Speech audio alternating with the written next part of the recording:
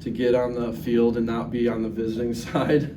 It's been a minute since that, and that's just kind of where my head's been. What about this series coming in here for the Cardinals? Yeah. Obviously a huge one. I'm sure you're paying attention to. What do you think about that? Yeah, they're on a little, nice little run right now, and you got the Brew Crew coming in, and I don't know if it was on purpose setting it up with these guys, but just makes it better, more fun, and big series. Wayno on the mound. Be a good night. And a pretty good third baseman now playing your old position for the Cardinals. What are your impressions of Nolan? Same old Nolan. Different jersey, obviously, but man, I love watching him.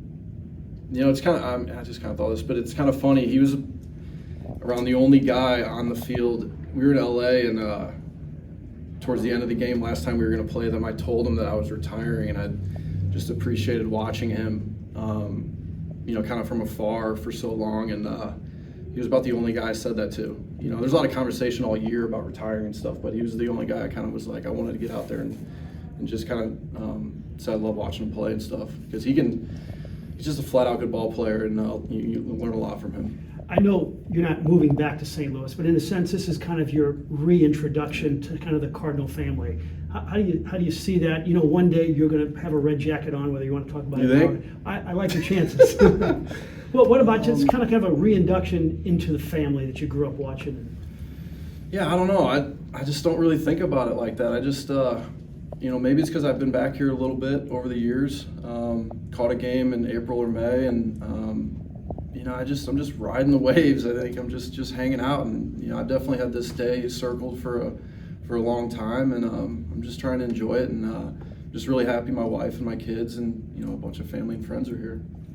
We know how October went for you personally and for the team.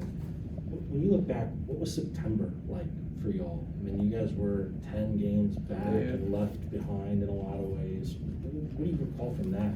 Man, that's a good question. Yeah, I think about September and the Brewers series more than anything, to be honest. I know that's not fun, but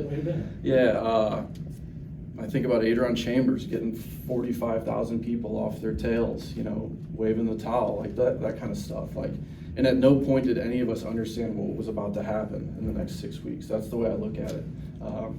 And that's incredible to think about that. The older you get, the more I kind of focus on how I was thinking before I knew what was going to happen. And it just kind of gains perspective on a lot of stuff. What do you think the traits were of that team that made it possible? I mean, obviously Carpenter, Chris gets a lot of credit for that and kind of steering you guys. But I think to believe in it. I think once Albert ducked that ball down the first baseline against Kimbrel, we started thinking a little differently. Ended up winning that series, taking that, sweeping that series, and belief matters. Talent matters. Obviously, a little desire, the respect that it deserves playing this game, but belief can go a long way.